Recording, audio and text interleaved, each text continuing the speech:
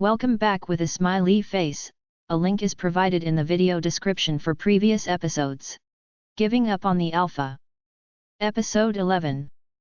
Chapter 109, Liana POV. I would be decomposing right now. Mary is furious and I am fairly certain she has never hated anybody more than she hates me right now. Axel takes a stand behind Jack. I know he is ready to use him as a shield when their guards arrive. But we should get closer to Mary. I have this sickening feeling that she would happily sacrifice her husband to get her way. How's it going, Chris? Axel asks. It's turning into a bloodbath, but we're winning, he replies. Fall back, but don't go home. Be ready if we need you, Axel orders him. That ship has sailed, don't you think? Mary snorts as she takes a seat. Politely offering drinks and pretending to get along. You sent that ship on its voyage the second you tried to kill us, Axel sneers. Axel, dear, you have it completely wrong, Mary smiles. I never wanted you dead. But you insisted on leaving early before we could have a proper conversation. My people were only going to keep you occupied until the other guests leave and then bring you right back. So you decided to kill our drivers.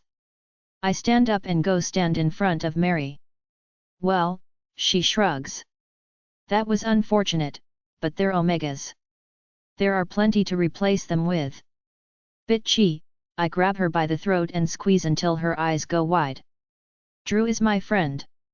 He walked me down the aisle, for God's sake. And nobody is just an Omega. They're people with families and lives. Let her go, Jack says with a monotone voice. I am so surprised that he talked, that I release my hold and turn to him as he stands up. He has been so apathetic since Angela's accident that I did not think he cared what was happening around him. Alpha, we pushed back the intruders, a man bursts into the off cue but goes silent the second he sees us. No, you didn't, Alfred, Jack sighs. They were a decoy, keeping you occupied while I'm handling the real threat. Get out of here. The man lowers his head in home before he scurries away. And stop lying, Mary, he walks to his wife's settee. You're only making it worse. I look at Axel and he seems just as confused as me. Is Jack helping us or Mary? I'm not lying, Mary protests unconvincingly. Why? Our drivers were going to bring them back here. Lying by omission, he smiles sweetly at her, and I am flabbergasted when I notice her blush. I know it would be a redundant question, but what the actual? I walk to Axel and seek comfort from his presence. Saying these people are crazy would be the understatement of the year. 5 minutes ago, Jack was a mindless zombie and Mary a cold-hearted bitch. Now he is all Casanova and she a pound-using virgin. It really doesn't matter, Axel's voice is led with authority. You know our laws. You threatened our safety, we have every right to kill you. Always so quick to kill, Jack looks at Axel emotionlessly. It's a pity your father didn't teach you not to act in anger. Take me for example. I was so furious at you for taking our daughter from us, but I didn't act. I took my time to properly mourn her. I don't think the hate and resentment I harbor towards you will ever go away, but I'm at peace, son. And you're right, our laws do state that we're allowed to protect our pack with any means necessary. But you draw blood rest. I know she attacked, she was provoked. Mary hisses. Mary, Jack looks patiently at her. She did attack, dear. She made a choice. Mary lowers her gaze and Jack looks back at us. As I was saying, he continues. She attacked rest, and you left us childless. You owe us a child, you owe us Connor. You've lost your mind. I explode. My blood is boiling, and I am on the verge of shifting. I have no desire to stop the shift. I want to kill. I'll die before you even see him. Acting like a true mother, Jack smiles eerily as he walks towards me and Axel. I didn't expect anything less. That's why we wanted you to stay behind. We wanted to have a civilized conversation and talk things through and come to an arrangement that will suit us all. Jack pours 2 glasses of whiskey and hands the one to Axel before taking a sip from his gal *s. It's not poison, son, Jack grins. I respectfully decline. Axel puts his glass down. And my son will never be part of any negotiations. My wife is right, I'd rather die than give him to you. You're young, Jack looks at Axel with cold eyes. You can have more, we can't. This is a win-win situation for all of us. I liked you better when you were a mute moron, I grunt and cross my arms in front of my chest. How w about now? Jack pulls a pistol from his back and points it to Axel. Do you like me better now? I swallow hard as I look from the pistol to Axel. The muscle in his jaw is working overtime as he fights his wolf. Nope, I shrug. Still don't like you. I know a mother won't give up her son. Jack keeps his eyes and pistol fixated on Axel. But what if you had a choice? On the one hand, you lose a son but have your husband and the prospects of more babies. Or you keep your son and bury your husband. Don't say or do anything until I distract him, I mind link Axel. You don't know me at all, I burst out laughing. It throws Jack off guard, and he looks at me like I am the crazy one. Or Axel for that matter. We'll gladly sacrifice each other for our child. You know, Jack, I reach for the glass that Axel put down and walk towards a couch. As a father yourself, I thought you would understand the bond between a parent and a child. Satisfied, I watch his eyes follow my every move as I take a sip from the whiskey and sit down. Keep going, it's working, when the time is right, I'll take him, you take Mary, and Axel encourages me. Especially since you buried yours, I continue, and he turns red in the face. There is nothing as pure and fulfilling as a child's love. I love my husband dearly, but that can change. But your child is your blood, and nothing can change that. Not even death. Now. Axel orders. I toss the whiskey into Jack's face as I jump up and leap towards Mary. Her eyes widen as I tackle her to the ground and land on top of her. Jack! She screams as she claws at my face. Help me! Not today, bitch, I grunt as I lift my fist and her head jerks sideways as I punch her in the face. My regards to Angela, I aches as I take her head between my hands and sit on her chest. I master all my strength as I stretch her neck and twist it. There is a soft popping sound when I break her neck and I let go of her. Flinches when Liana tosses the drink at him. I bend forward and storm him like a bull. I dig my head underneath his arm and throw my arms around his waist. I grunt out loud as I lift him and toss him over my shoulder. Jack screams when he lands with a thud on the floor and the gun glides away from his reach. In an instant, I grab him by his shirt and lift him from the floor. I ram him backwards until he is pinned against the wall. I'm keeping my son, I grunt as I punch him in the gut and he groans as his knees go numb, but I keep him upright against the wall. And I will reunite you with your daughter. Now that is a win-win situation. Negotiations are over, I extend my claws and he gasps for air when I stab him in the gut.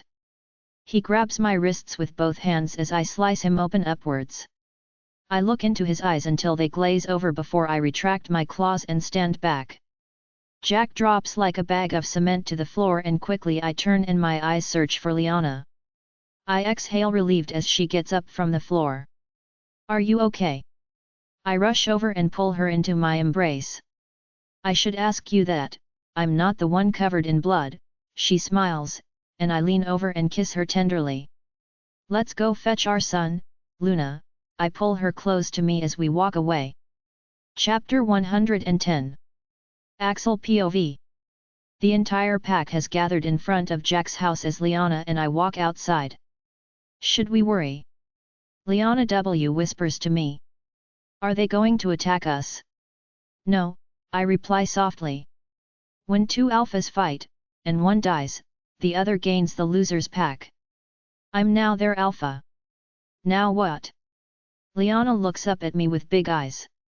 Do they all have to move within our borders and abandon everything they know? I don't want that. I look at the sea of faces. Such a move usually involves feelings of hatred and resentment which can cause trouble. I would rather inaugurate a new alpha. Do you have any? One in mind? She whispers. No, I sigh heavily. My dad knows this pack better. I'll ask his advice. In the meantime, they're waiting for my orders. I let go of Liana and walk towards the crowd. Good evening, I greet, and everyone mumbles a form of acknowledgement. I have never been in such situation, but I can only imagine how hard it must be for them. One moment you are at home, living the life you are familiar with, and the next the entire Alpha family is wiped out and your fate is in the hands of a stranger. Where's your beta? I ask, but nobody says a word. In captivity, a man that I recognize as Alfred steps forward. He was part of the group that followed you today. What's your rank, Alfred? I ask as I walk toward him. Delta, sir, Alpha, he replies awkwardly. I know this is a confusing time, I address the crowd. But I want to assure you that your lives will not be disrupted. Please continue as normal. Alfred will be in charge until I return. Seriously, why? Alfred gapes at me. What? I raise my eyebrows. You're not up for it. No, I mean yes, he stutters. Yes, I can do it. Good, I nod. Take care of Jack and Mary's bodies. They will receive a proper burial. We'll return in a day or two. Yes, Alpha, Alfred nods and turns towards the people. You heard the Alpha, nothing has changed. Go home. You'll be notified about the next meeting. I turn to Liana and take her hand before walking to the car. Liana POV. I am out of the car and into the beach house before Axel can turn off the engine. It has not been 24 hours and it already feels like an eternity since I have seen my son. Oh, thank goddess, Nina exclaims when she sees me. You're alive and here. And before you ask, Connor is fine and sleeping. Thank you for taking care of him, I hug her tightly. Is David okay? Nina sniffs. Don't you ever do that to me again, you hear? Giving me passwords and orders. It's scary and, it's over, I cut off her rambling. And David is alive and well. We can all go home tomorrow. Can I at least call him now? Nina asks hopefully. You may, I smile as I walk to Connor's room. For a moment, I only stare at my sleeping boy before a sob rips through me and I cover my mouth with my hand. I cry because I am so incredibly relieved that he is safe and unharmed. I cry because I know that things could have worked out so differently and that I have the privilege to see him again.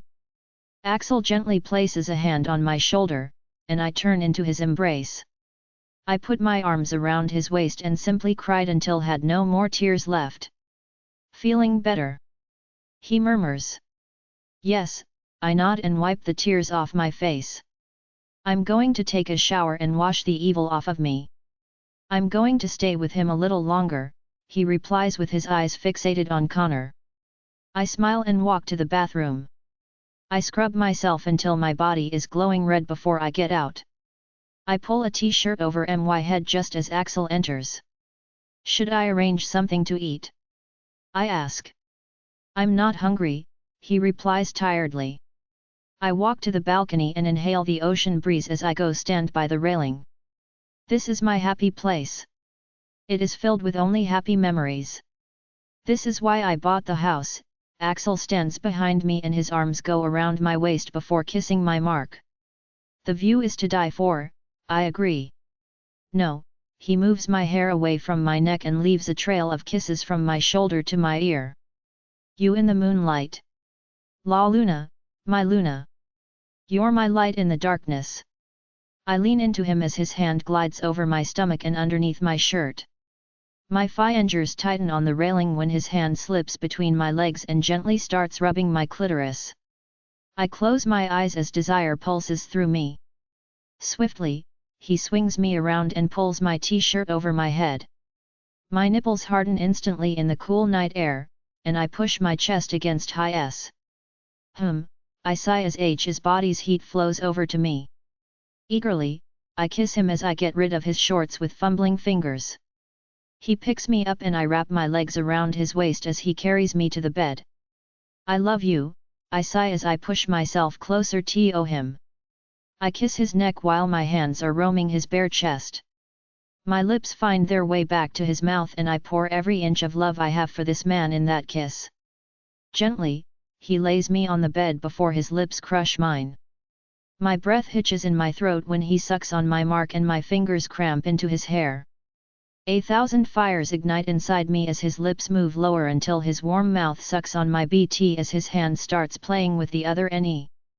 I grab onto his shoulders as desire grows deeper and stronger within me. I push him back onto the bed so that I can get a turn exploring his body. I return every kiss and every caress on his body just like he did mine. A deep growl escapes from him as I reach his navel and I scratch my nails down his chest. His breathing gets heavier and shallower the lower I go. I graze my nails over his skin, moving inwards from his hips to his V-line. Down along the insides of his thighs Axel pants as my fingers move down to his knees and back up. Liana, ah! His voice echoes around me as I take him in my mouth. The feeling of his most delicate part in my mouth is turning me on and I cannot control my moan of pleasure as I suck, moving my head up and down. He grabs my hair, holding on tightly as I continue my onslaught. Liana, he pants, and the knowledge that I have this magnificent man begging for me, encourages me to go faster, taking him deeper into my mouth. He grabs me by the shoulders and pulls me on top of him. His lips are instantly on mine, and he flips me on my back. My body is in sensory overload as his hands work their magic on my breasts while his lips leave a hot trail down my stomach. I gasp for air when he lightly bites into my thigh, before sucking and kissing the spot. I am a complete Holmes by the time his hands abandon my breasts, and his lips take over again. Tension is rapidly building within me and increases by the second.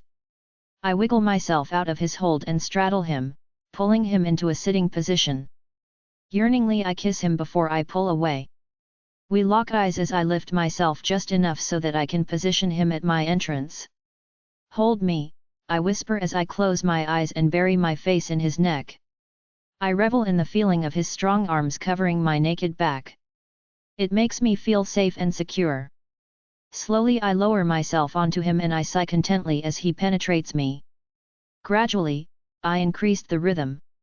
Axel gets hold of my hair and pulls my head backward, giving him access to my neck. I can feel that I am close, that I am reaching to point of sheer ecstasy, and by the wi Axel's breathing, I know he is with me. Axel, I pant his name as my climax builds until I reach sweet release. He grunts as he thrusts hard into me twice more before he finds his release. Breathless we cling to each other before collapsing in the bed. Axel pulls me impossibly close to his chest and I close my eyes. I love you, I mumbled before drifting off to sleep. Chapter 111. Liana POV. Are you ready to go? Axel asks as I put my cell phone away. Everything is loaded. I'm ready, I smile as I pick up Connor and follow him to the car. I just spoke with Michelle. It's still early, but she believes Drew is going to make it. Thank goddess, Axel sighs relieved as he takes Connor from me and straps him into his car seat. I can't imagine a life without him. He's awake and alert, I inform him as we start driving home. There are no signs of any brain deficits and his motor and sensory nerves are all intact. He's going to outlive us all, Axel laughs happily as he picks up my hand and kisses my knuckles. I have a wild idea for the new alpha, I say cautiously. Sounds interesting, he looks curiously at me. Adele, I say softly. Just hear me out, I say quickly when it looks as if he wants to protest. She's been our gamma for almost a year now. She's smart, reasonable, trustworthy, and independent. I trust her with my life, more than any of our other ranks. Losing her will suck big time for me, but she deserves this, and I cannot think of anyone better than her. Luther will make a pretty Luna, Axel grins wickedly. And Luther is your cousin, I continue. Which means he's of Alpha descent. With Adele's personality and Luther's bloodline, their kids will be incredible alphas. Not as incredible as Connor, Axel grins. Obviously, I laugh heartedly. And if they take over Jack's business, they could merge with Austin. I don't say you should do it, but keep her in mind. Updated by jobnib.com. You're right, Axel says after a moment of silence. She's perfect for the position. I'll offer it to her. Thanks, I reach over and kiss him on the cheek. Axel POV wake up, SLE Epping beauty, I gently shake Liana's shoulder. Are we here already?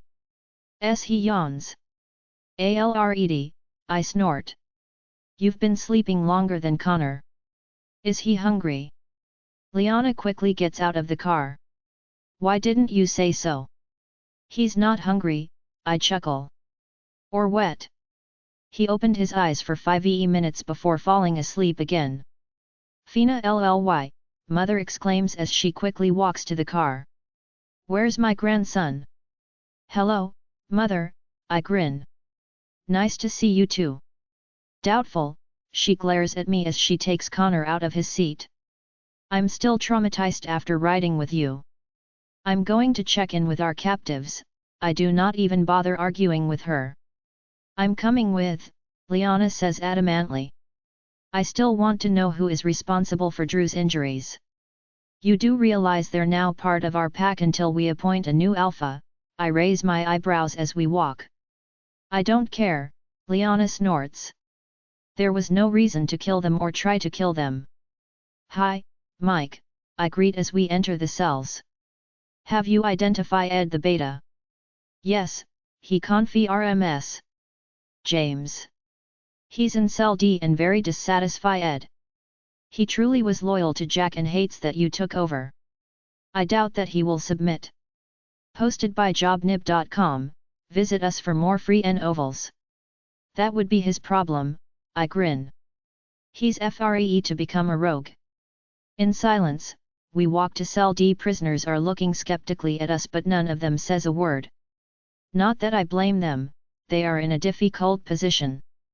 One moment they were executing their alpha's orders, the next they were under my command. Are you James? I ask the man in cell D who is sitting on his bed. I know you, Liana says as he looks up at us. You stared at me during the funeral. I don't know what you're talking about, he mumbles and looks away. Really? Liana asks sweetly as she crosses her arms in front of her chest. Do you remember me kicking Yora *s? Red flames spread over his neck and ears, but he does not look our way, and for a moment I have difficulty keeping a straight face. It must be awful embarrassing for a man of his size to be beaten by a tiny female like Liana. James, I clear my throat. Who attacked our drivers? I don't remember, he grunts, still avoiding eye contact. Are you sure he's the beta? Liana looks at me with a twinkle in her eye. I mean, what kind of beta would he be when he either doesn't know or can't remember? I'm Jack's beta. James jumps up and walks threateningly to the bars which are dividing us. Not yours. I don't have to answer your questions. Jack's dead, I say coolly.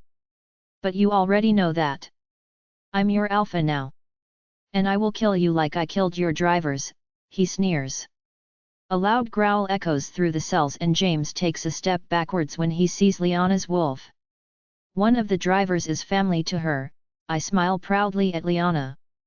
And now you threatened her husband. Shadow isn't he like it? I stand by my statement, James replies as he locks eyes with Liana. Open the gate, Liana mindlin ks. Good luck, I grin at James and step aside. Hen Mike unlocks the cell. James looks confusingly from Liana to the open gate. You're free to go, ish rug. You're not loyal to me and I have no use for you. James looks at us for a moment before he smiles slyly and shifts. I stare at his gigantic black wolf, and for the first time, I fear for Liana's life. If he is as strong as he looks, he will kill her. I watch James leave the cell, ready to shift and protect Liana if necessary. She bares her teeth at him as he walks past her but does not attack. James takes a challenging stand in front of her, but she does not back down. He leaps towards her, and she dodges him in time. Like lightning, Liana jumps against the wall, lifts herself and lands on James' back. She digs her teeth deeply into his neck and he howls in pain. Desperately, he starts wiggling and shaking his body, trying to get her off him. But she digs her claws into his side and holds.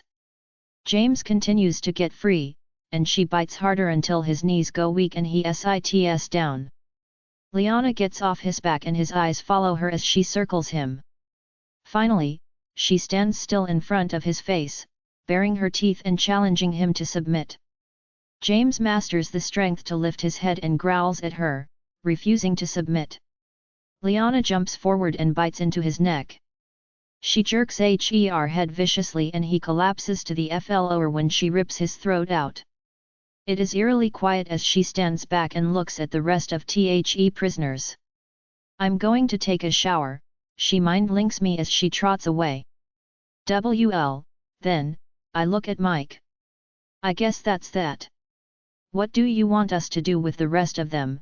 Mike motions to the prisoners. "Ask them to submit," I reply. "And if they don't, kill them." "Yes, Alpha," he nods. "Let the prisoners clean up this mess," I show over my shoulder as I walk away. It is time to talk to Adele. Liana is right about her. Adele trained Liana, and in a very short period, she created a strong Luna. Adele would be an excellent Alpha. Sure, she will face obstacles, but at least she will not be stuck with defiant wolves. Liana cleared that path for her. April 15, 24, 12:37 p.m. Selling myself to the Alpha Epilogue, Jobnub https://jobnub.com/book/selling myself to the Alpha Epilogue 1/5 home AZ lists search. Selling myself to the Alpha Epilogue 6 months later. Liana POV. Hi, I greet Drew as I kiss him against his cheek and sit opposite him on the porch. "Look at you all rested. Retirement becomes you." Honestly, I never thought I would say this, but I'm loving every moment, he grins from ear to ear. Except for the part where Carol drags me to one of her dreadful classes. "I thought you liked cooking classes." I laugh. "That one, yes," he sighs. "But pottery? And when in the world did paint and wine become a thing?" "Ah, I'd like the last one," I smile wickedly. "I should definitely join you next time." "Please do," he looks pleadingly at me. "Then I can stay." "Didn't you say you loved retirement?" I laugh. "Yeah, I do," he admits sheepishly. "But Carol should never know how much I enjoy it. She will milk it and drag me to knitting or something really boring." "Where is she?" I look around curiously. Since Drew came out of the hospital, she rarely leaves him on his own. "Shopping, what else?" He grins. I refuse to tag alone. "I'll do groceries and shoes, but I draw a line at dresses." "Speaking OFF, aren't you supposed to make yourself pretty for Adele's inauguration?" "Yeah, IFL ed the scene," I sigh. "Mom is driving me nuts since we told them I'm pregnant again. She doesn't want me to lift a finger, and I mean that literally. And I can't even shift and go for a run. Don't get me wrong, it's great that she accepted me, and she's been more of a mother to me than my own. But taking a bath without her checking on me if I'm still alright, would be great." "It still amazes me," Drew laughs. "She went from hating you to insisting you call her mom. She still refuses to get into a car with me and Axel." I lovingly rub my stomach where our baby girl is growing. "Poor woman," Drew sighs theatrically. "You traumatized her for life. How's your dad doing since he moved back to the trailer?" Drew asks softly. The Alpha Epilogue. Adjusting, I smile wryly. I still wished he would stay here, but I understand this is his way of mourning his wife. He'll move back here once he's ready. And you? Drew gives me a meaningful look. How are you adjusting? Well, I'm sad that she's dead, I shrug. She was my mother, but honestly, I don't miss her. I parted ways with her long before she was dead. Uncle Drew! Uncle Drew! Peter shouts as he runs towards us with a huge smile. Mom said it's okay if I want to go fishing with you tomorrow. Then it's a date, buddy, Drew roughly yes his hair. Go look in the kitchen, there's a fresh batch of cookies. Thank you, he runs off excitedly. Why? I'm going to miss him, Drew sighs heavily as he watches Peter. What do you mean? I frown. Luna, Gwen speaks behind me before Drew can residential pond. May I have a word, please? Gwen looks nervous as she stands next to us with her little girl on her hips. I'll take her, Drew stands up and takes the child. We're going to check on Peter and have a cookie. Sure, I smile at Gwen. But I've told you before to call me Liana. I know, she smiles sheepishly as she sits next to me. But I can't. Not after the things I've done to you. Come on, Gwen, I place my hand on hers. We talked about it, it's in the past. Not for me, she looks sadly at me. Not since I've met my mate. Really? I asked surprised. That's a good thing, right? Yes, she smiles dreamily. Neil loves the kids, and they adore him. So, I look eagerly at her. When did this happen? I want details. He's from Adele's pack or her soon-to-be pack, she continues. He was part of the crew that came to pick up the captives. But I only accepted him as my mate 2 days ago. I wasn't ready before. I understand, I smile sympathetically. You went through a lot. I'm sorry, she looks at me with tear-filled eyes. I'm so sorry for what I've done to you. I loved Wyatt, I really did, but I had no idea how beautiful and sacred the mate bond is. I mean, you hear about it, but I didn't fully comprehend exactly how much until I met him. It's been eating me alive that Wyatt and I undermined your mate bond. I'm so sorry. Gwen, I say patiently. You need to let it go and forgive yourself. I have. I'm happier now than I ever would have been with Wyatt. You did me a favor. I just want you to know that I never knew about his business with Wilson, she takes my hand. I swear, I thought his dad gave him money. I believe you, I smile reassuringly. It's until he passed, Gwen. Leave it there. I don't think about it at all. I owe you everything, Gwen smiles through her tears. And I'm so grateful. That's why it's so hard for me to leave this pack. Are you leaving to join Neil or are you running away from your feelings? I ask thoughtfully. To join Neil, she smiles. I'll follow him to the end of the earth. I told him everything and he still wanted Tobe with me. You don't get that every day. Definitely a keeper, I log. I'm so happy for you, Gwen. You deserve happiness. Yet, awkwardly she looks away. I can't say I deserve it, but I shly want it. Gwen, look at me, I say softly, and she obeys. You do deserve it. We all deserve happiness. We all make mistakes, but it's not your mistakes that define you. It's what you do about it that does. You have remorse, you've apologized profusely, and you made an effort to correct your mistakes. You're a great person, Gwen, let go of the past. Everyone else has. You're a great Luna, she sniffs. Thank you. I'd much rather be your friend, I squeeze her hand. The bat is behind us. Now tell me everything about Neil. I listen intently as Gwen starts talking and I am amazed at how she lights up when she talks about Neil. There you are, Axel smiles as he walks over to us. I should have known I would find you here. Is everything alright? I smile at him. No, he pushes his fingers through his hair. Mother is concerned that you won't be ready in time. Fine, I sigh. I'm coming. I say goodbye to Drua and Gwen before taking Axel's hand. How are my baby girl doing? He asks as we walk home hand in hand. Growing, I grin. She's much easier than her brother at this stage. In Connor's defense, you were a human then, Axel grins.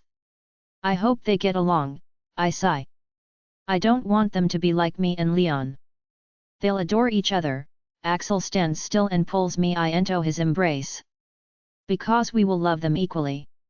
I love you, I wrap my arms around his neck. I love you Emory, he grins before kissing me. Alpha Chapter 113. Bonus Chapter.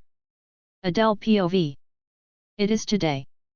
The thought hits me like a ton of bricks and I must fight the urge to hyperventilate. 1 a.m. lying alone in bed on my back, staring at the ceiling as I force myself to breathe.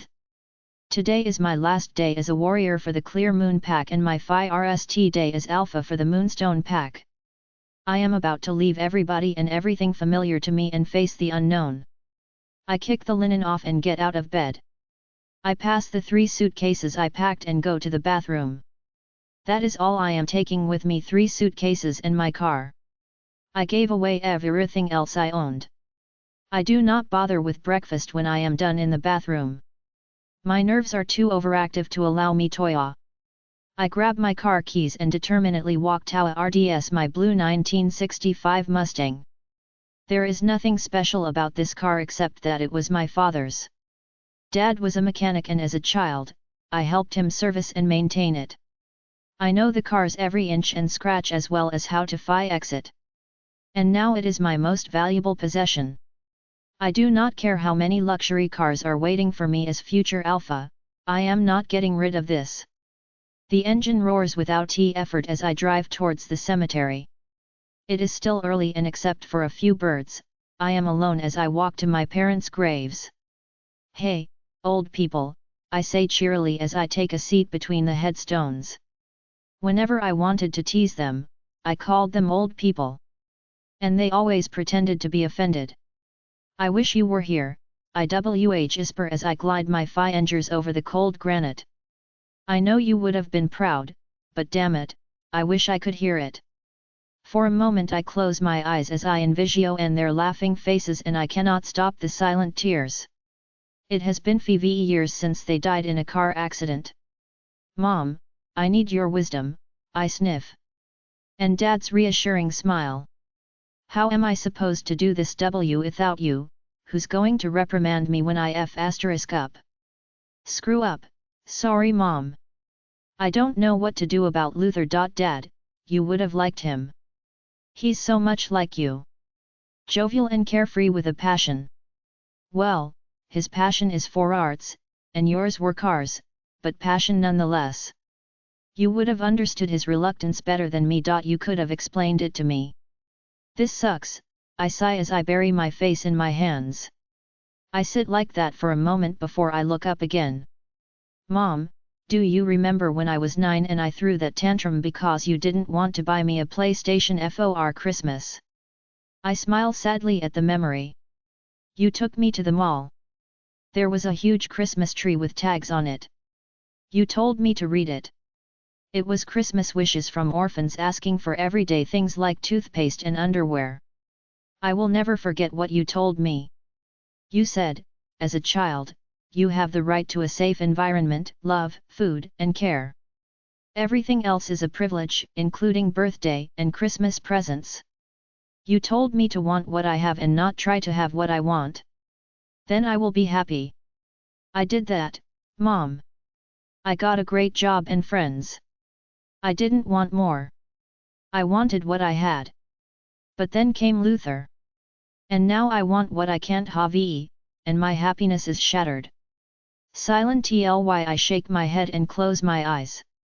I so need your wisdom right now, I whimper as I pull myself together. I'm sorry I'm leaving you here, I stand up. But I'll visit often, I promise. I feel empty and broken as I walk away from them. Luther POV, I'm coming, I shout, irritated as the knocking continues relentlessly. For sake, Axel, I grunt as I yank the door open. Are you trying to knock the door out of its frame? Aren't you a ray of sunshine? Axel snorts as he pushes past me without an invitation and takes a seat. Weren't you happy and blow-drying your hair?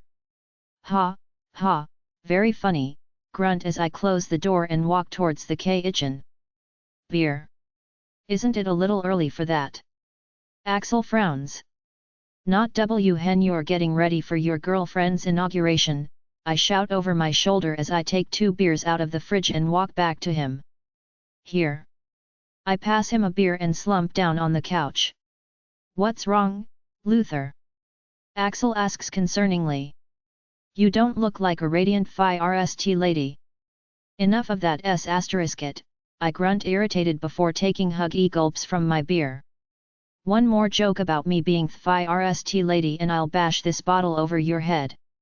Since when are you an egotistical prick? Ael growls as he glares at me. Since last night, I sigh defeatedly and put the bottle down. Adele and I had a GHT. With that attitude, I would GHT you too, he snorts. And Deliana would rip your throat out. She really developed a taste for blood. Everything is just, I complain and rub over my face. 1 minute we were planning our future and the next I'm storming out the door. She made that first lady joke and something inside me just snapped. Seriously? Axel makes his eyes big at me. One little joke about your manhood and you throw a tantrum. It's not about the joke, okay? I glare at him. Or my manhood. You know me, I never bought into that macho it. I don't care that she's a higher rank than me or that she will be the breadwinner. I do not mind giving up my career here and following her. It's just, do you remember the shit show when I went against my parents' wishes? Vivi Daily, Axel grins. Well, for a split second, I was back there. I sit up straight and intertwine my fingers as I rest my elbows on my knees. Axel, I was second in line to become alpha. Thank goddess Connor is born and he's second now. But I never wanted that life. You were there when I walked away from it and now. Now you must return to it, Axel nods in understanding. Exactly, sigh. When Adele told me about this, I thought I could do it. I figured I had outgrown my rebellion or whatever. It was after all 10 years ago. But now it seems I didn't. I still have no desire to be part of the Alpha family. Believe me, I want Adele to have everything, including this. I love her and want her to pursue her dreams. I'm just not so sure anymore if I can do it. What are you saying, Luther? Axel frowns as he places his beer down. Are you going to reject Adele? No, I close my eyes briefly. Why? Just thinking about it makes my skin crawl. I don't want that. I truly love her, Axel. I can't imagine life without her. But I don't know if I can do this.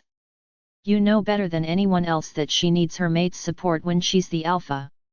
I don't want to hold her back, and I know I'm going to sound selfish, but what about me? What if I do this and resent her for it in the future? At what point does it stop being a compromise and turn into a sacrifice? Damned if I know, Axel looks sympathetically at me. You fought hard for your independence and now you must choose to give it up for your mate. At the same time, Adele worked hard for this, and she must choose to give it up for you. It doesn't matter which way you argue it, if you can't reach a compromise, one of you will have to make a sacrifice or you should go your separate ways. You're absolutely of no help, I roll my eyes and lean back. That's okay, Axel smirks. I didn't come to help you, I came to give you this. He reaches into his pocket and takes out a small velvet bag which he hands over to me.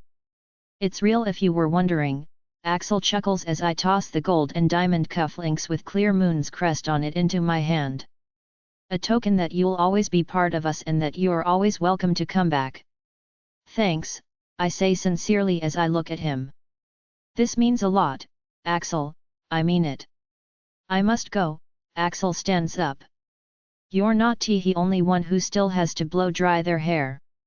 I'll see you tonight, I stand up and follow him to the door. Luther, he rests his hand on my shoulder. Don't overcomplicate this. Just pick the option you want the most. Sure, I nod. It's easy. My mate or my soul. Chapter 114. Adele POV. I am staring at myself in the mirror once I am alone in my room. Liana has sent an army of women to paint and polish every inch of me. And I am glad she did. Those ladies knew their business. The black, silk pants I am wearing are so wide, it looks like a dress, and the beaded halter neck corset fits perfectly. The ladies wanted to updo my hair in some complicated style with curls, but I refused. I am more than satisfied with my French braid. The bonus is not wearing heels. The pants are only inches from the floor and cover my feet completely. Liana really thought of me when she put this together. I must admit I am going to miss the Liana. What started as a job turned into a friendship. I can talk to her about everything, and the second I get a moment alone with her, I will seek advice on what to do about Luther. I never dreamed of becoming an alpha. My situation is unheard of. But it came to me, and I grabbed the opportunity with both hands. Not for a second did it occur to me that Luther might not want the same. I wish he said something sooner. Then I would have declined the alpha position. But he only sprung it onto me last night. How am I supposed to get out of this in less than 24 hours without embarrassing or disappointing Axel and Liana? And that is something I would hate to do. Axel and Liana have done so much for me. I never would have been here if it were not for them. I want to prove to them that I am worthy of their trust. Oh, wow, Liana's voice pulls me away from my thoughts as she walks through the door. You look stunning. Thanks, feel slightly embarrassed. I am not used to compliments about my looks. I didn't hear you come in. I did knock, Liana smiles. But it's obvious you're in another dimension. Are you having second thoughts about doing this without a beta? No, shake my head. I strongly feel it's the right thing to do to pick a beta from Moonstone, and I can't do that if one don't know the people. The offer still stands for me to join you until you're ready, Liana says thoughtfully. And I still respectfully decline, I laugh softly. You're needed here. Then what's bugging you? Liana asks softly. You are way too stressed out to just be nervous. It's Luther, I admit with a sigh. I think I pushed him too far by postponing marking each other. We thought it would be romantic to do it on our wedding night. Initially, we wanted to get married after I moved out of the mansion after my year contract expired.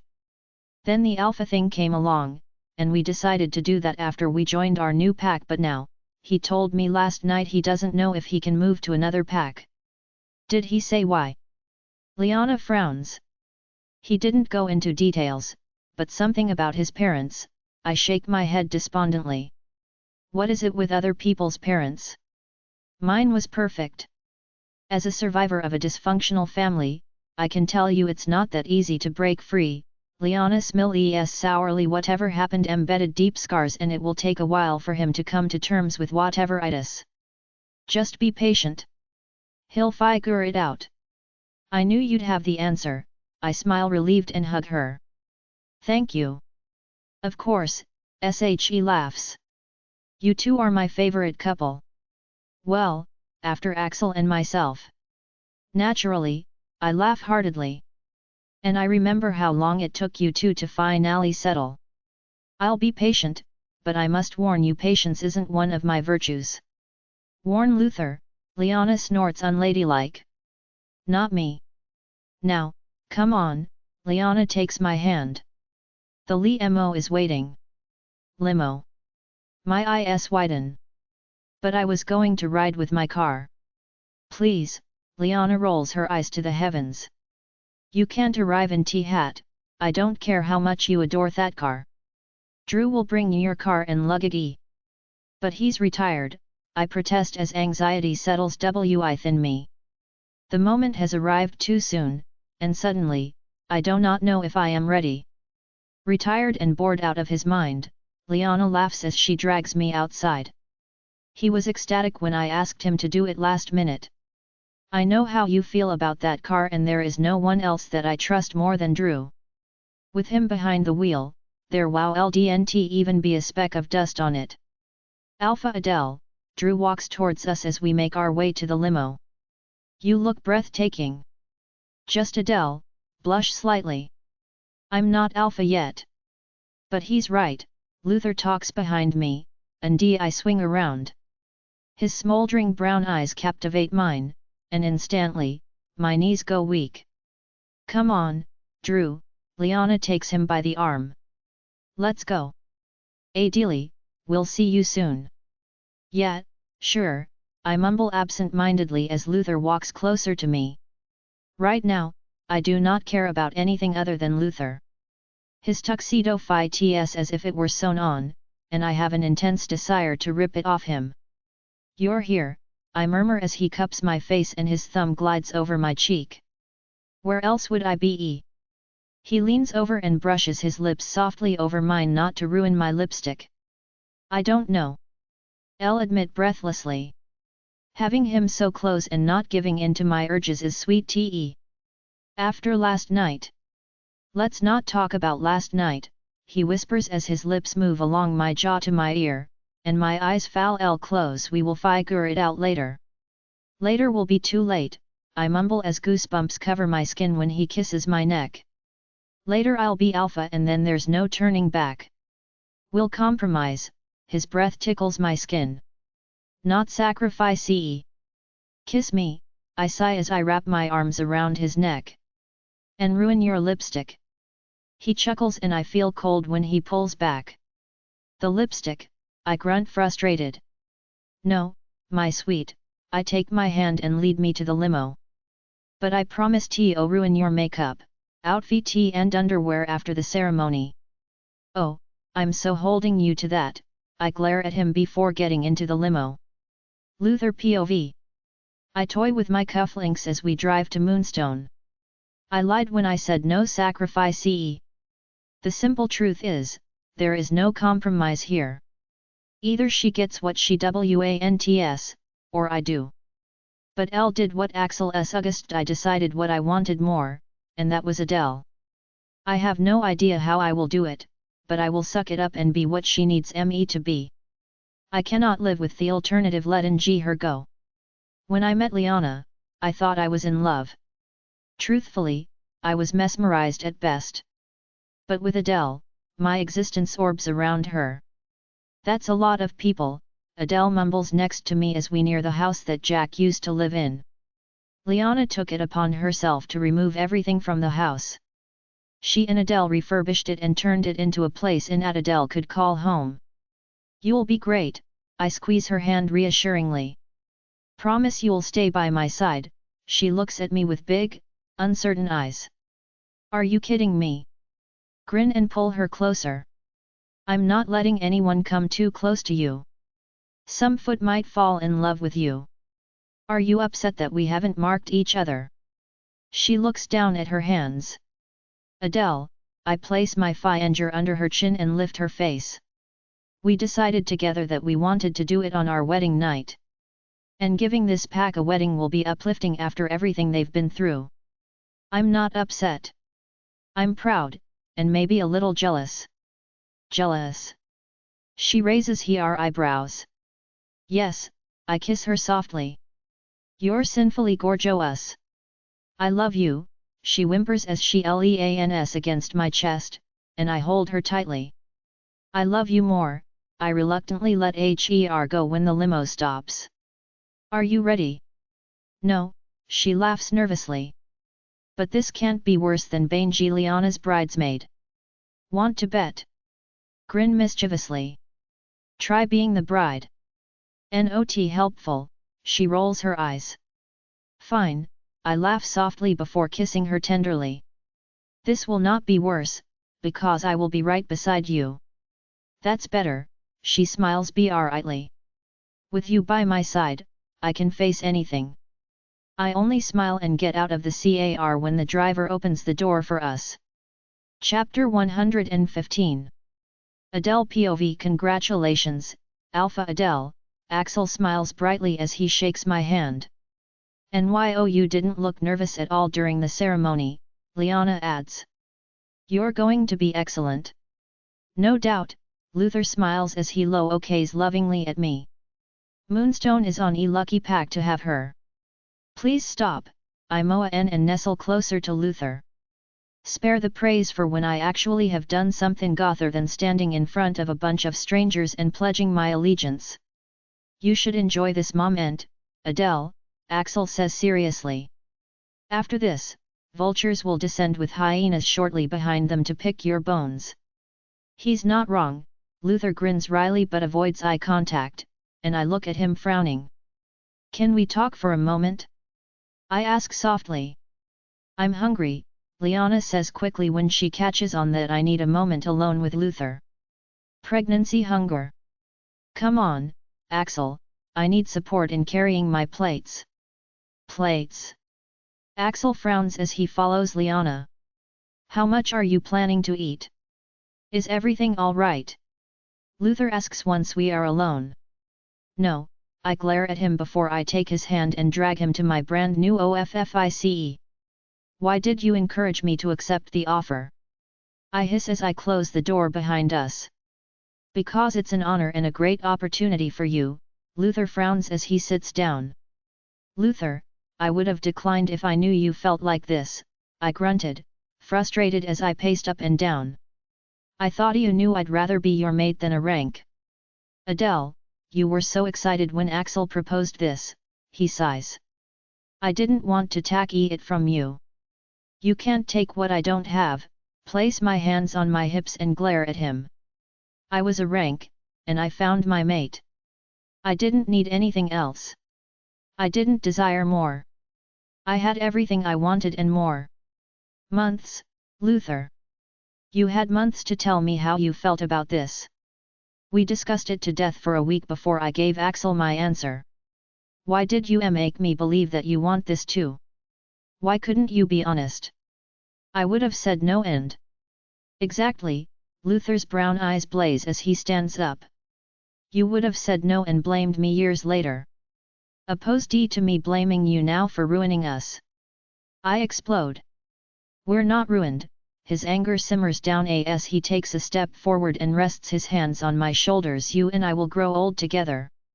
Since we've met, I've never seen you unhappy," I shake my head sadly.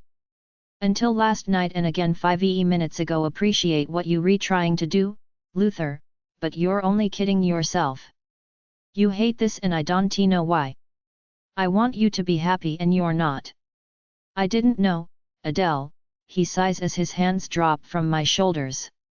"I wasn't excited about it, but I wasn't against it either. But last night it dawned on me and then it was too late." "Okay," I say after a moment of silence. "I'll talk to Axel and resign as soon as he finds a replacement for me."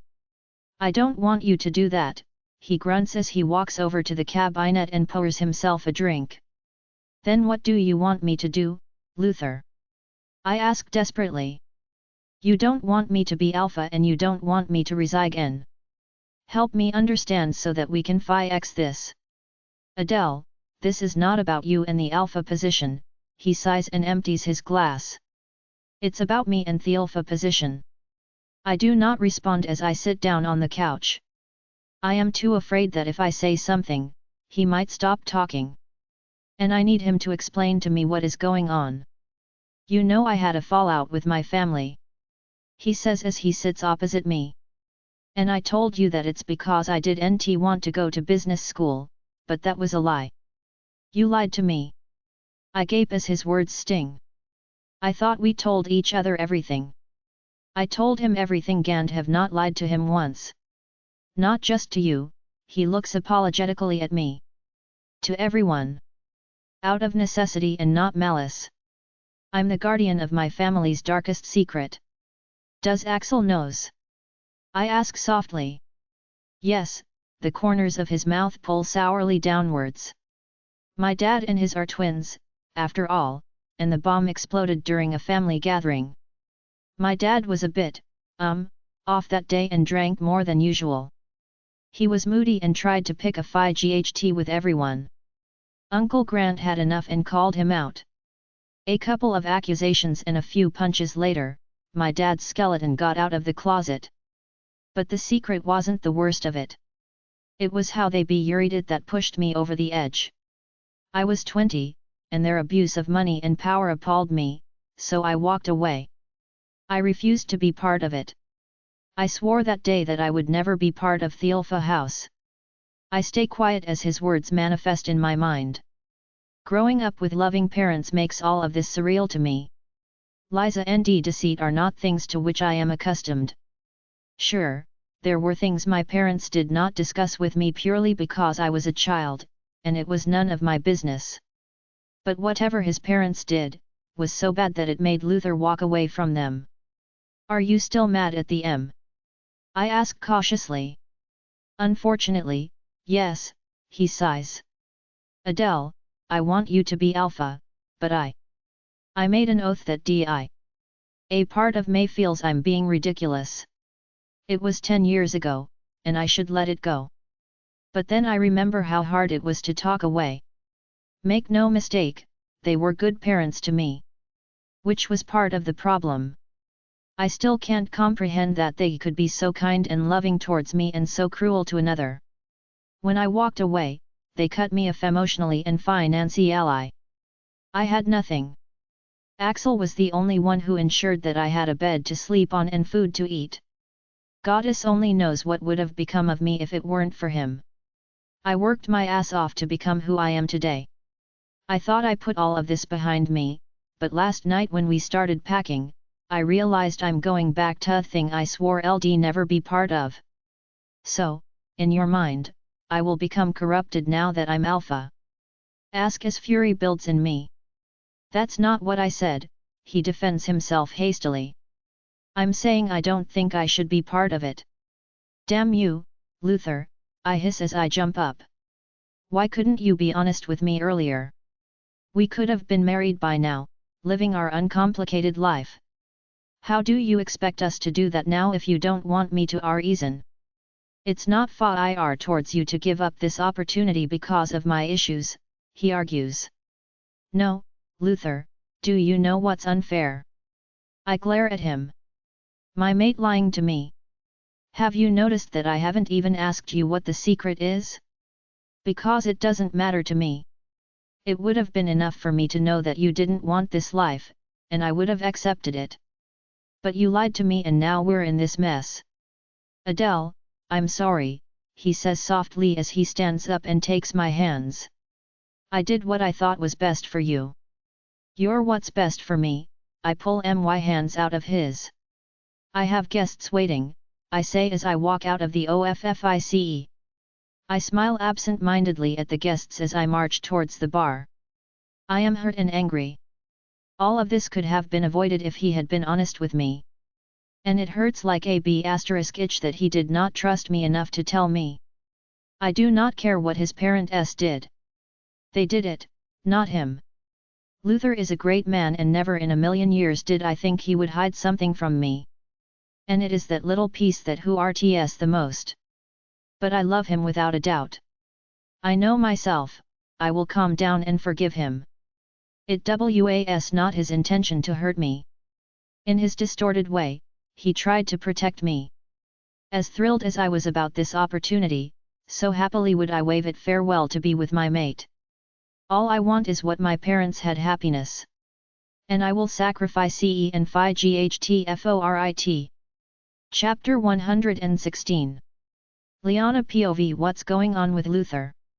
I ask softly as Axel and I make our way to our table with plates of food. He seems fine to me.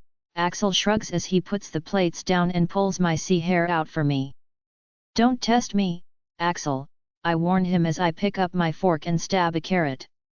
Something's up with him, and I know you know.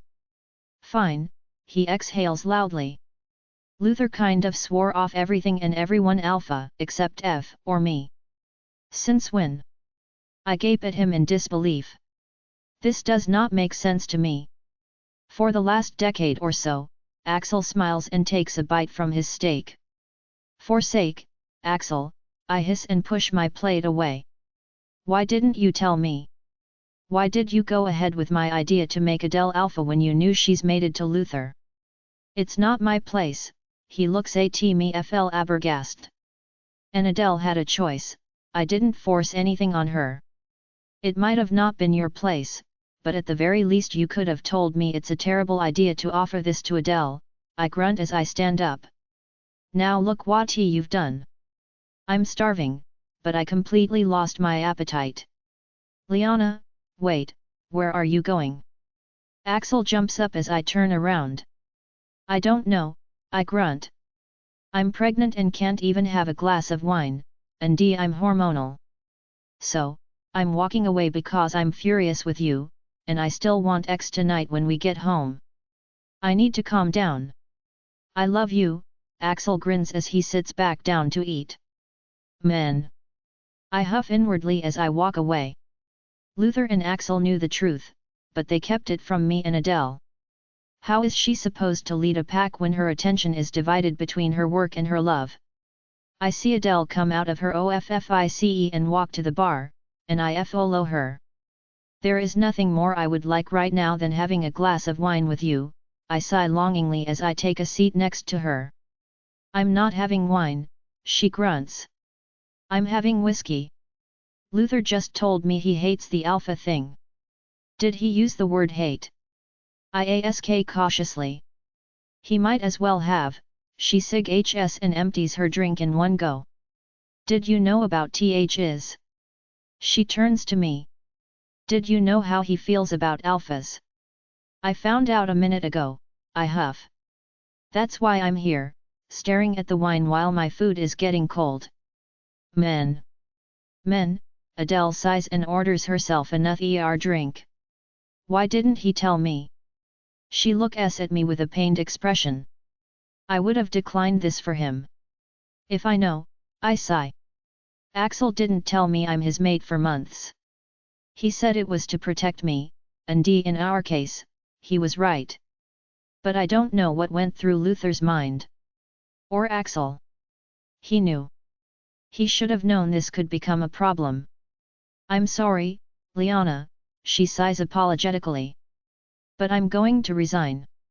I'll stay on until you find a replacement for me, but I don't want to do this without Luther. Don't be sorry, smile as I place my hand on hers. I understand and support your decision. Luther POV. I toss my empty glass against the wall, and it shatters to pieces. I really up. I have been carrying this secret for so long and pushed it to the back of my mind. And to be honest, I am afraid to tell Adele the truth. What would she think of me if she knew? She is such a compassionate and fair person. Not only did I not want to burden her with it, but I was also afraid that she might leave me. I thought I could do this. I thought I put my anger and disgust behind me. I thought that if I tell the lie long enough, it will become the truth. Adele will be a great alpha, but me. I will screw this up for her. No, I am screwing it up for her. Power and money corrupt people. Not that I think Adele could ever be corrupted, but I thought that about my parents too. And look how they turned out. I better get out there and apologize. If she will listen, remains to be seen, but I will beg if it comes to it. I walk out of the OFFICE, and it takes me a moment to spot her and Liana at the bar. My heart sinks to my feet when I hear Adele telling Liana she is going to resign. Don't do it, I say as I stand next to her. This is my baggage, not yours. You're my Maddie, she looks at me. That makes it my baggage. I want to tell you everything, I push through and ignore her remark.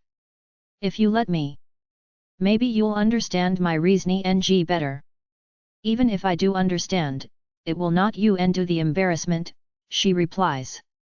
I stood up in front of a bunch of strangers and promised to protect and lead them. Now I must take it back like a coward. I can't undo what I did, I grind my teeth. And you don't have to resign. I will tell you everything, and if you still want me as your mate, Elle will stay here and support you as we planned. One look at Liana, hoping that she will give us a moment, but Adele intercepts my wordless plea. Liana's not going anywhere, Adele says adamantly. Axel already knows and it's only fair that she does as well. Fine, I grunt reluctantly and take a deep breath. When I was 5, my mother went on vacation with her sister to Switzerland. During that time my father had an affair, and his mistress became pregnant. Since my parents were literally continents apart, my mother didn't feel the betrayal. Mom came home, and Dad broke it off with the other woman. A couple of months later, the woman knocked on our door with a baby in her arms. Naturally, my mother was furious and left my father. He begged her to come back, and she agreed on one condition. He must get rid of his mistress and the baby. She wanted nothing to do with them. Dad agreed and paid the woman an astronomical amount to disappear and never to contact him or return. Dad abused his power and status to deny his blood, and I hate him for that. Liana and Adele look at each other for a moment before Adele turns to me. That's it? She asks confused. I thought at least genocide. Or child trafficking, Liana mumbles. Bloodshed isn't the only sin, I growl irritated and clench my fists. A child had to grow up without a dad and with an alcoholic mother because my mother was more concerned about what people would say than the well-being of an innocent life. My dad washed his hands off his child with money. So, for you it might be that's it, but for me, it's more. I don't even know if I have a brother or sister out there. I don't know if he or she is healthy and alright. What kind of childhood and upbringing did he or she have? I don't even know if they're still alive. I tried to find them, but my dad destroyed everything that could lead me to them. I begged him to tell me where they were, but he refused and that's why I left my family. If you can do that to your own flesh and blood in the name of status, what more are they capable of? I do not stick around for their response before I turn around and walk away. I have not talked about this 14 years and saying the words out loud brought everything back. Mother's nasty and sneering comments about Dad's worker and his bastard child. Dad's cold and heartless attitude towards his estranged child. He made it abundantly clear that he does not give a s*t if the child is alive or not. This might not be a big deal to others, but it is to me. My entire life it was drilled into me that family is important. That we stick together and stand up for one another. My parents are such hypocrites. For years it haunted me that I grew up with the best of everything while I did not know if my sibling had food to eat or a roof over their head. The longer I thought about it, and the longer I searched for them, the bigger my repulse grew. My parents were unforgivable and I am ashamed to be associated with them. Chapter 117. Liana POV. Now I feel terrible, I admit softly. I grew up with a poor excuse for a mother, but at least I still had my dad. That child had no dad and goddess knows what kind of mother. Yeah, Adele agrees. One of the things I love about Luther is his caring soul. He's much more sensitive and compassionate than me. I understand his father did a bad thing, but I don't think it would have bothered me so much that I swore off my family and alphas. You and Luther grew up with the perfect family, I point out. It's unimaginable that your parents are flawed. But Luther's been disillusioned. Updated by jobnib.com. Visit for more novels. Not only that, but a child also out there had to pay the price for what his parents did. Believe me, very few things can ruin your life like the betrayal of a loved one. You can't control what you feel and it takes time to come to terms with it. Luther has been burying this deep and obviously hasn't dealt with it. I'm going after him, Adele stands up. He needs to know I'm here for him. Good evening, Alpha, a man joins us, and I turn to him. A shiver runs up my spine when I look at him. Tall, dark, and devilishly handsome. His full lips are curled into a smile, but it is his brown eyes that keep me mesmerized. Cold, hardy and deadly. I'm Alpha Philip, he extends his hand to Adele, and she accepts. It's an honor to meet such a lovely lady as yourself. Axel POV. Hey, man, wait up, call after Luther as he storms past me, but he keeps on walking. I quickly get up and follow him. Talk to me, si as I fall in next to him. There's nothing to talk about, he grunts. I told Adele the truth. The funny thing is, I thought she would think less of me for what my parents have done. Turns out, she figures it's not that bad. Because it didn't happen to her, I reason. I feel like a fool for thinking it's a big deal. Luther stops dead in his tracks and looks at me. Why am I the only one who cares about the child? You're not a fool, I say seriously. And the child is important. For you it's personal, but Adele must have expected worse. You didn't tell her about it, and you told her out of the blue at the last moment about this. She had 24 hours for her imagination to run wild and create the worst case scenarios. I just wish I knew why, Luther groans painfully. Why is it affecting me so much that I'm ruining the best thing that has ever happened to me? Because you feel guilty, I rest my hand compassionately on his shoulder. You grew up with both your parents and all your needs were met. You feel guilty that your sibling didn't have the same and he or she deserved it the same way you did. It wasn't your fault, Luther. There was nothing you could have done to help that child. You were only 6. You're allowed to be happy. There's no need to punish yourself because you feel guilty for what your parents have done. The irony is that I know that, he smiles wryly.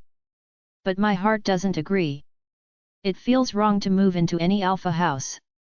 By that argument, we should all wander around with guilt, I say sympathetically. Each and every person on this have an ancestor that one way or another. Feeling guilty about it is not going to solve anything or help them. All you can do is to not repeat their mistakes. Luther stops mid-sentence and starts frowning. Who's that jackass drooling over my mate? I turn around and look at where he is staring. Alpha Philip, uneasiness settles in my goatee. He is one of Jack's business partners. Do you think we should go over there? Luther grunts. I think we should have been there already. I growl and start walking towards them. Luther POV. If I never had the urge to kick myself before, I sure as have it now. I do not like the way Philip is looking at Adele. If it were not for my guilt, I would have been married to Adele now and she would have been marked. Now this PT is undressing her with his EYES right in front of Liana. Philip cannot be older than 25 and I can tell he is aware of the effect he has on the opposite X. Noe is using his charm on my mate and I do not like it one bit. Good evening, Philip, Axel greets and the asshole manages to tear his eyes away from Adele long enough to look at him. It's been a while. He looks at me and Axel for a moment with irritation. Not long enough, he says jovially, but his smile does not reach his eyes. Interesting turn of events at Moonstone. A guard turning Alp ha. That's unheard of. Nobody misses the underlying insult of Adele's origin. I want to set him straight bullet until I bite my tongue. I do not want to say or do anything that could undermine Adele's authority. I am not an alpha and being disrespectful towards him will only emphasize his words. Lineage means *it if you can't behave, Axel smirks confidently.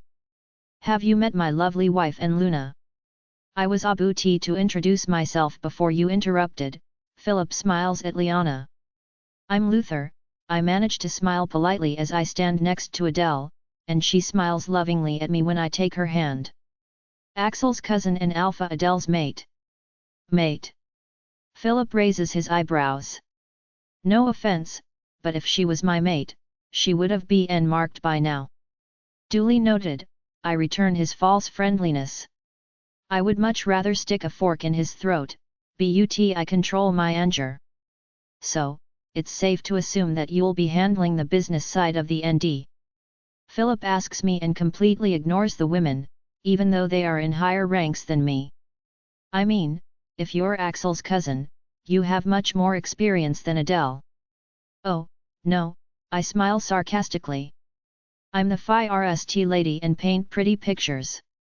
My answer aggravates and confuses him at the same time.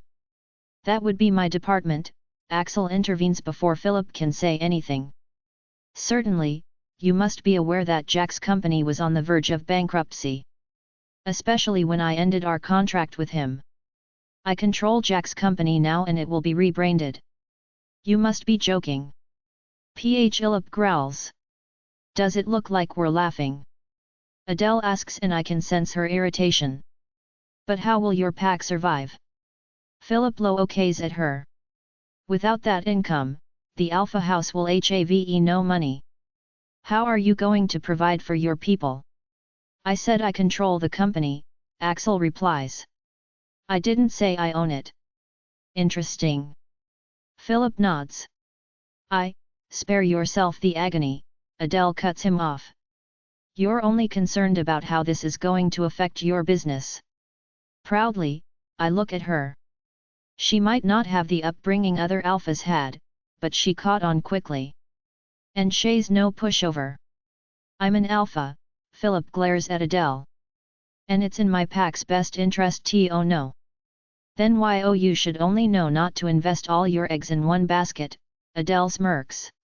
Especially with the price of eggs these days, Liana winks at Adele and I look away to shield my amusement. What? Philip frowns at her. Oh, Liana shrugs nonchalantly. With the price of food these days. I don't understand, Philip says irritated. No, you wouldn't, Liana stands up. Because you think women are only useful for breeding.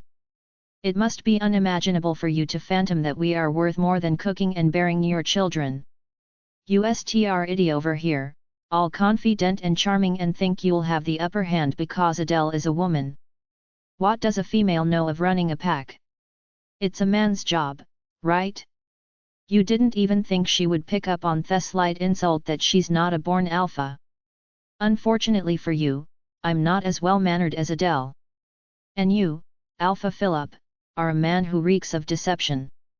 Axel, I pity you, Philip is white in the face when he looks at Axel.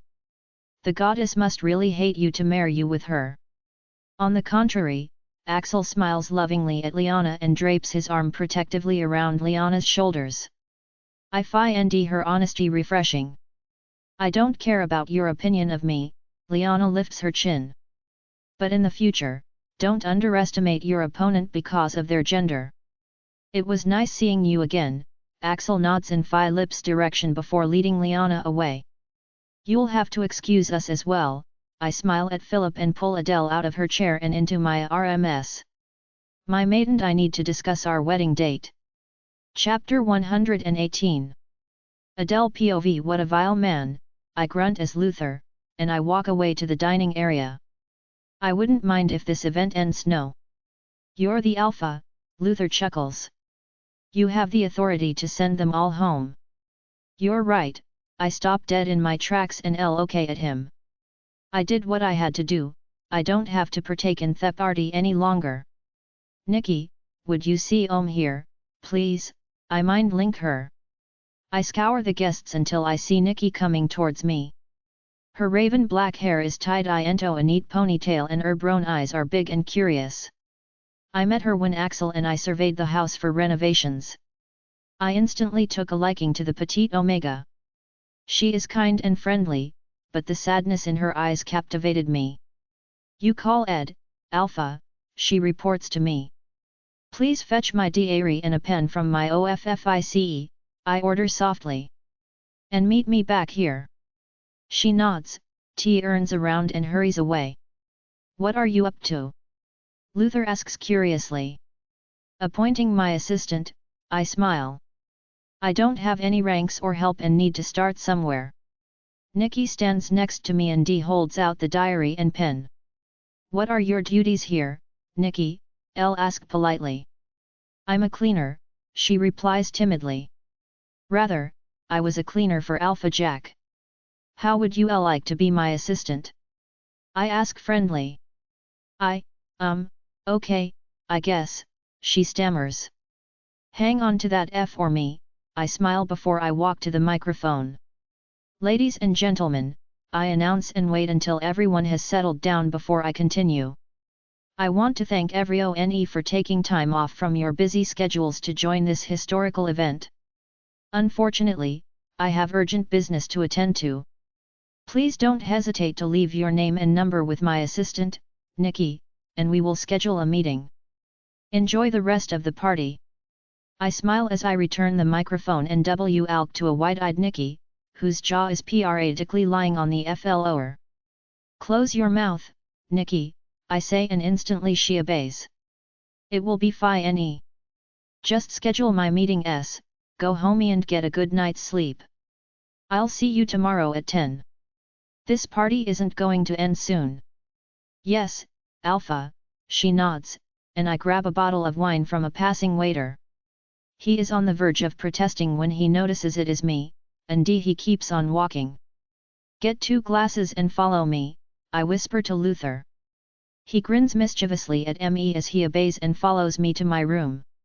I walk straight to the ensuite bathroom and open the bath's taps. I add bubble bath generously into the running water before I turn to Luther. Undo me please, I ask with my back towards him. He places the glasses down and helps me. Strip, I smile as I peel my clothes off and get into the tub with the bottle of wine. And bring the glasses. I'm a man, I don't take baths, he mocks. Please, I snort and roll my eyes as I submerge myself into the warm water. I watched Bill Burr too. You're not in here alone, it's different. He laughs in response and gets into the bath opposite from me. I fill our glasses and sigh contently as I lean back into the bubbles. The perfect end to an exhausting day, I close my eyes as I inhale the scents of vanilla and lavender that are filling the bathroom. My parents were married for 30 years before they died, I say after a moment and open my eyes. Luther is absent-mindedly playing with the foam while he sips from his wine. I know we have the mate bond that contributes to forever marriages, but theirs had a little extra. They had true love. Do you know how rare it is for people to be married for decades and still adore each other, stolen kisses and a meaningful glance? I wouldn't know, Luther grins sourly. My dad cheated on my mom before they hit the first decade. All the more reason for you to notice, I smile, and he looks confused at me. You can see what's extra with other couples because you know how it looks when it's not there. I want what my parents had, Luther, I put my glass down and the water stirs as I straddle his lap. I want to feel like I'm the only woman in the room when my body starts losing the GHT against gravity, I snake my arms around his neck. We weren't rich and had no status, but we were blessed and so happy. I never aimed for this position. I worked hard because that was what I was taught to do. If you want to eat, you must work. And when you do something, you do it properly or not at all. I worked hard, Luther, and then I got this promotion. I'm not ungrateful for the opportunity, but it's not something I necessarily wanted. I smile into his eyes as I glide my fingers through his hair. You can't take this away from me because it's not something I wanted or had, I lean over and kiss him softly. But you can take everything I'll ever wanted away from me if you leave me. Resigning isn't a sacrifice or a compromise. It's a choice. I'm choosing what I want and need, and that's you. The glass slips out of his hand and lands with a soft plop on the rug. We maintain eye contact when his hand goes around my neck, and he pulls me closer. His lips are soft, hot, and eager when he kisses me. His fingers tangle into my hair and I push my chest closer to his. A peaceful warmth spreads through me as the kiss intensifies. His hand glides over my back to the front and settles his erection at my entrance. Tediously slow I lower myself onto him. Neither of us move or make a sound as we simply enjoy our unity for a moment. He pulls away slightly to look me in the eyes. I love you, he mumbles before he slowly starts moving his hips. I love you, I reply and put my arms around his neck as I increase our rhythm. The sounds of water and soak spillage overmixed with our heaving breathing are the only noises echoing through the bathroom. Luther's strong hands roam loving up and down my back. I lose myself in his touch and his bite on my bottom lip when it feels like my emotions are about to overwhelm me. All I want from life is to be loved by my mate and partner. To have him by my side no matter what. And my wish came true when I met Luther.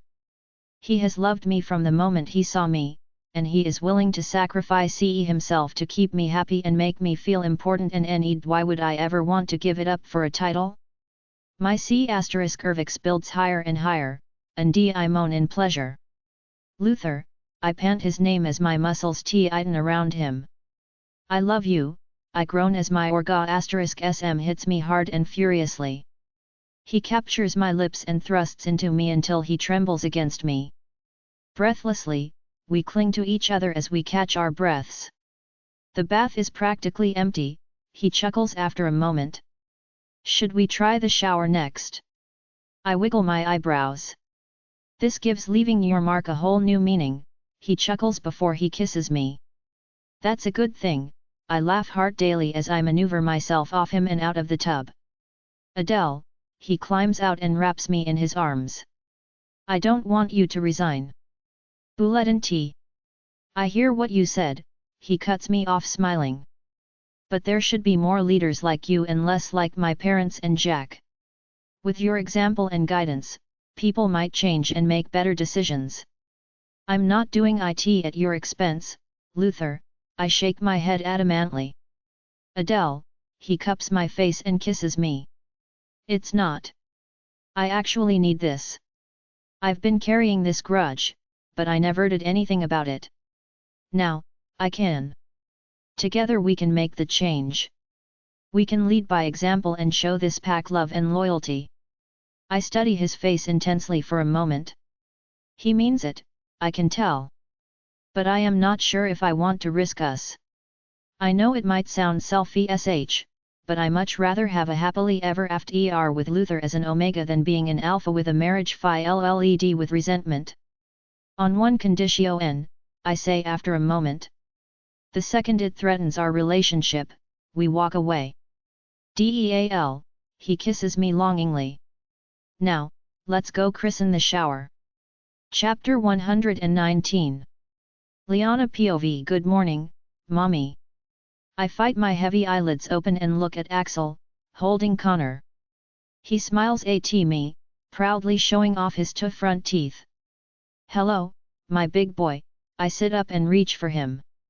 And Connor, I smile wickedly at Axel, and he hands over Connor with a grin. Connor cries out laughing when I blow on his stomach before I place him next to me on the bed. I plant playful kisses all over his tiny body and he pulls my hair as his laughter continues. I love you, my little man, I mumble as I kiss him on his neck and pick him up. Suddenly, I am overwhelmed by emotions, and I hold tightly onto him as I fight my tears. Liana? Axel asks concerned as he sits on the bed next to me. Is everything alright? My damn hormones, I sniff and look at Connor. He's so perfect. From his bright blue eyes to his 10 litlitos. Every inch of him. How could anybody deny their child or mistreat them? You're thinking about Luther's sibling, aren't you? Axel asks softly. I cannot help it, I confess. It's been stuck in my mind since he told us. How do you not want your child, Axel? Look at Connor and tell me you'd be fine not knowing him or knowing if he's happy and cared for. I'm not making any excuses for Luther's dad, but he never bonded with the child, Axel replies softly. He only saw that baby once. You and I saw him grow as your tummy got bigger. We felt him kick, we experienced the joy when he was born. Uncle Gary didn't have that. Still, I protest. It's his blood. He had an opportunity to get to know his child. At the cost of his wife and other children, Axel sighs. Aunt Elaine made it crystal clear that if he allowed that child into their lives, she would vanish with age the kids. I'm not taking sides, but Uncle Gary had a tough choice. I want to talk to Gary, I lift my chin adamantly and get out of bed. Liana, you should stay out of it, Axel warns softly. Why? It's not our business. Well, it should be. I hand Connor over to him and walk to my closet. Luther is estranged from his family because of it. It's threatening his future with his mate. And Gary is worse off. Not only did he lose that child, but he also lost Luther in the process. And that child is your cousin, Axel. You're sharing DNA. It's the right thing to do. You and I are going to go to Moonstone and talk to Luther. Fine, Axel sighs. But if Luther doesn't want to do this, we leave it at that. Adele POV. So, Alpha, Luther smiles at me sitting across from him at the breakfast table. What's first on today's agenda? Training exercises, I reply. I need to find a beta. I'm going to pick the best 5e and run background checks on them. Axel has arranged a meeting with Austin for tomorrow. I need to get up to speed with the business if I don't want to look like an imbecile when he gets here. Excuse me, Alpha, Nikki says timidly as she walks towards me. You have visitors, but they don't have an appointment. Who are they? I ask and place my knife and fork down. Alpha Axel and Luna Liana, she replies. They aren't visitors, Luther chuckles. They're family, I add. Nikki, they're always welcome and the protocol doesn't apply to them. Oh, Nikki blushes and lowers her gaze. I'm sorry. There's no need to be sorry, I smile. You didn't know. Let them in, please. Nikki nods and glances at Luther before she turns around and leaves. Absent-mindedly I pick up my cup of coffee. I like Nikki, but I do not like the way she just looked at Luther. Yes, it was quick, but there was something I did not like.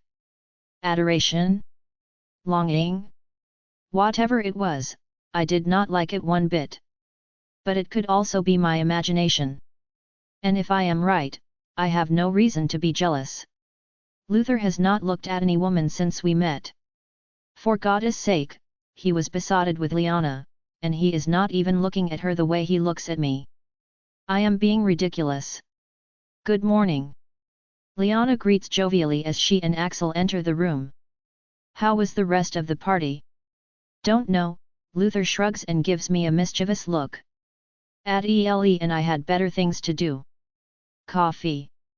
I ask quickly as red-hot flames creep up my neck and ears. Naturally, Axel and Liana know about the birds and the bees between two mates, but it sure is not something that I want a group discussion about at the breakfast table. Not for me, thanks, Liana says as she takes a seat. Too much caffeine and Alana will not come to rest. Alana? I ask eagerly. Did you finally name your little girl? Indeed, we did, Axel looks lovingly at Liana. But I'm not pregnant and would love a cup. Luther, we need to talk about last night, Liana says straightforwardly, and a heavy silence fills the room.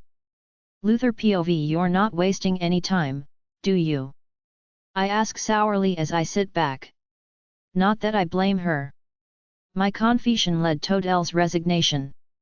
And as much as Liana and Axel care about our well-being, they also have this pack's interest at heart. But I'll spare you the agony. Adele's not resigning. It's not about that, Axel says, and I look at them in surprise. This has nothing to do with Adele's choice, although I'm relieved to know she's staying. I want to talk to your father, Liana continues. No, I grind my teeth as the blood drains from my face. Luther, Axel places his hand on my shoulder. Just listen, please. I nod after a moment and listen to Liana's explanation. I understand, I grunt when she is done. But you're wasting your time. He wouldn't tell you a thing. Let me worry about that. Liana smiles sweetly, but I know her well enough by now that there is no sweetness in her smile. All I need is your approval. You're the Luna. I shrug. And I'm not going to be part of your pack much longer. You don't need my approval. You're also our friend. Liana reaches over and touches my hand. And my cousin and best friend, Axel adds. We're not doing this without your consent. Why? My voice is hoarse. Why do you want to find the child? Because the child is family, Axel replies. And it's an opportunity for you to make peace, Liana says softly. Not only with yourself but with your parents. I have no desire to reconcile with them, I snort. I mean it, if status means more to them than an innocent child, I do not want to be part of their family. You need this, Luther, Liana says firmly. You need to put the past behind you before you can move forward. And take it from me, forgiving them would be best for you. They cannot undo what they've done, and neither can you. Forgiving them will free you from the guilt, even if we don't find the child. But if we do, you have the chance to get to know him or her. You cannot fix it, but you can mend it. It is quiet as I stare out of the window, overthinking her words. We all have the need to belong to something or someone. I cannot fathom how it must have been growing up not knowing where you come from. All the questions and insecurities that accompany the lack of belonging. I cannot turn back to me. I cannot make up for the years that passed. But I can change the future. At the very least, I can try. If I do not, I am just as guilty as my parents. Doing nothing is also a choice. Okay, I nod. Let's find the child, but I don't know if I'm ready to forgive them yet. Don't force it, Liana smiles sympathetically. Do what's right and the forgiveness will come by itself. I can promise you that. Has Anyon considered that the child doesn't want to be found? Adele says softly. That he or she is happy, and that we could ruin a life. What if it were you? Liana looks at Adele. You had an idyllic childhood. What if I told you at this very moment, you were adopted or that the man you called father isn't your biological father? We need to find that child, Adele says adamantly and sits upright. If it were me, I would have wanted answers. Then let us go find some, I smile and stand up. It's time for my dad to take responsibility for his actions. Alpha Chapter 120. Liana POV. Gary and Elaine's house is nearly as impressive as the mansion. Tree branches hang low and mysteriously over the cobblestone driveway, which ends at an enormous fountain. Wow, did you grow up here? Adele looks curiously at Luther. Yes, he smiles. And I'm not going to lie, it was good. I can vouch for that, Axel adds. As kids, we climbed every tree and swam in the fountain. My mother hated that, Luther grins. That she did, Axel chuckles as he parks the car. Are you all right? I whisper to Luther as we walk towards the house. I have never seen him nervous before. No, he grunts and clings to Adele's hand for moral support. I haven't been here in 10 years. It's okay, Adele snuggles closer to him. We're here for you. I'm also here because of you, Luther tries to lighten the mood. I'll take full responsibility for your breakdown, I play along. How much does emotional damage go for Thessidays? At least a Lamborghini, he snorts before knocking on the door. Mr. Luther, the Omega gapes at him when she opens the door. I can tell that she is ecstatic to see him. Her eyes sparkle. Hello, Pippa, Luther hugs the older woman, and she starts blushing. It's so good to see you. Okay, Mr. Luther, she lowers her eyes and lets go of him. Welcome home, your parents are on the patio in the back. Thanks, he gives her a charming smile and she hurries away without glancing in our direction. Are you that familiar with all the Omegas? Adele frowns. Only the ones that changed my diaper, he grins as we follow him towards the patio. His nervousness was long forgotten. She was more of a mother than my own. Just don't let your mother hear that, Axel mumbles. I immediately reconnaissance Luther's father as we step outside. They have the same muscular jawline and chocolate brown eyes. Luther, Gary looks like he has seen a ghost. When he gets out of his chair and walks towards his son. I look at Elaine. For a brief second, surprise and happiness flash across her face before she neatly tucks away her feelings behind her perfect makeup. Her body stiffens when she looks at us, a clear indication that she feels threatened by our presence. An awkward silence surrounds us as Luther and his parents only stare at one another. Uncertain of what to do. Hello, Axel breaks the ice as he steps forward to greet Gary and Elaine. Nice to see you again. Oh, sorry, Gary pulls himself together and looks at us apologetically. This visit is so unexpected, I completely forgot my manners. This is my mate, Luther pulls Adele C. Loser to his side. Alpha Adele. Nice to meet you. Elaine's eyes sparkle. We heard about this, but since I walked away, you didn't think you'd meet her, Luther says sourly. Well, yes, Elaine admits softly. Have a seat, Gary offers politely. We have so much to catch up. Not really, Luther shrugs as he pulls out AC hair for Adele. You've been keeping tabs on me, and I'm only here to discuss my sibling, which we're not allowed to talk about. I'll get us something to drink. Elaine's lips are pulled into a thin white line. Adele and I will help, I say quickly. No way is she getting off so easily, and Adele stands up before she even settles into the chair comfortably. It's not necessary, Elaine smiles stiffly. Why? We insist, I smile sweetly, and reluctantly, she allows me and Adele to follow her. Luther POV. It's good to see you, my son, Dad says softly when the women disappear into the house. I missed you. I nod and look at the garden as I fidget my emotions. I have missed him too, but at the same time, I am still angry at him. And I blame him. If he were not so stubborn, we would not have spent 10 years apart. You look good, Dad, I smile weakly. Actually, I wanted to say he got old. Because he has. The past decade was not good for him. Thanks, Dad, I cut him off brusquely. I'm sorry, I'm not here for small talk. I want to know about my brother or sister. Luther, I can't, he looks apologetically at me. I made a promise to your mother. Are you happy, Dad? I lean forward and look him in the eye. Was your life with Mom worth throwing away your child? I didn't throw her away, Dad, his ses through clenched jaws. So, I have a sister. I murmur, and Dad's eyes widen when he realizes his mistake. Where is she, Dad? ISW ear to the goddess, I don't know, his gaze does not waver from mine. I don't even know her name. I paid her mother $2 million, and I have never heard or seen them again. Who's the mother? I continue relentlessly. Luther, tell me, I demand. Or I'll put an ad in every paper and on every social platform until I find her. Then do it, Father C. challenges me. Okay, I smile slyly.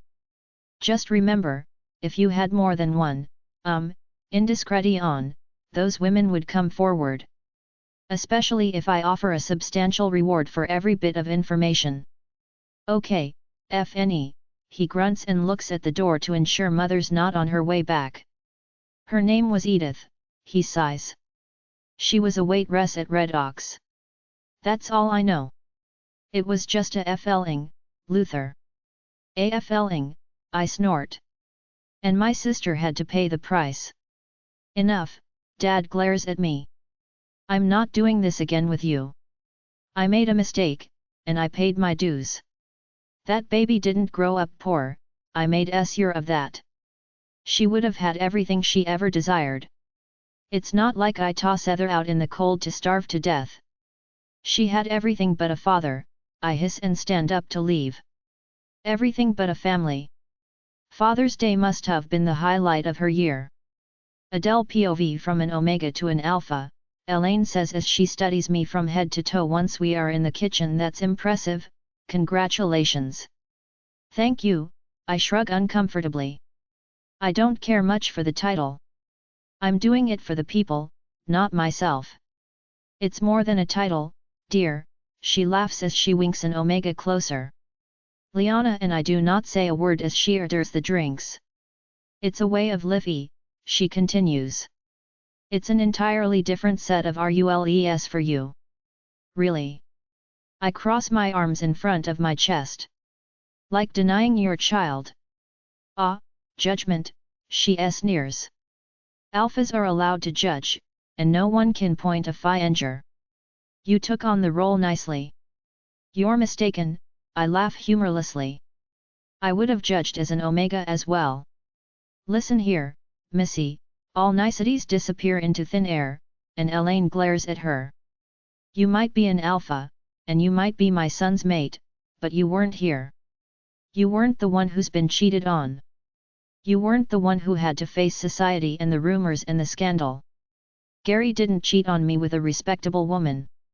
No, he chose a sleazy alcoholic. She reeked of alcohol and cigarettes when she knocked on our door. Goddess knows if that were even Gary's child. So, take your judgment and shove it. That makes everything much worse, Liana growls, and Elaine pales. Telling a neighboring Pax Alpha to shove it, is easy. But there is no way you say that to your Luna and live. You saw with your own eyes that mother was incapable, and you had the opportunity to take that child from her. You could have given that baby a life and opportunities. Even if he or she weren't blood, you could have helped, but you allowed your pride to take over. I'm not going to apologize, Luna, Elaine straightens her shoulders. I know who I am and I'm not capable of caring for strays. If that child turned out not to be Gary's, Elle would have been the worst possible mother.